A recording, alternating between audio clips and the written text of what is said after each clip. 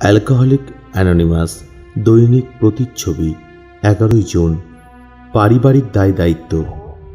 এ পৃষ্ঠা নাম্বার 129। আমি খুব মন দিয়ে এবং ভালোভাবে এর কর্মসূচি হয়তো পালন করছি। সভাগুলিতে অন্যান্য কাজে এবং সেবামূলক কাজকর্মে সেগুলিকে পালন করছি, কিন্তু তাহলেও নিজের বাড়িতে হয়তো সব কিছু তছনছ হয়ে রয়েছে। আমি আশা করি যে আমি যাদের ভালোবাসি এরা হয়তো আমাকে বুঝবে, কিন্তু তারা বোঝে না।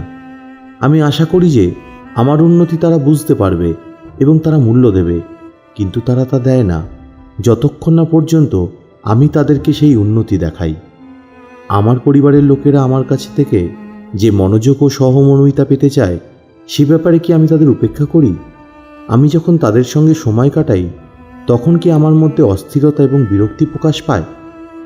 আমার দোষ ত্রুটি স্বীকার করাটা কি নিছকই দুঃখ প্রকাশ, অথবা তার মাধ্যমে সত্যি সত্যি আমার ধৈর্য ও সহনশীলতার প্রকাশ ঘটে? আমি কি তাদেরকে পরিবর্তন করার জন্য অথবা তাদেরকে দোষারোপ করার জন্য চেষ্টা করি? আমি কি তাদের ব্যাপারে আমার অন্তরের সমস্ত আবর্জনা পরিষ্কার করতে পেরেছি?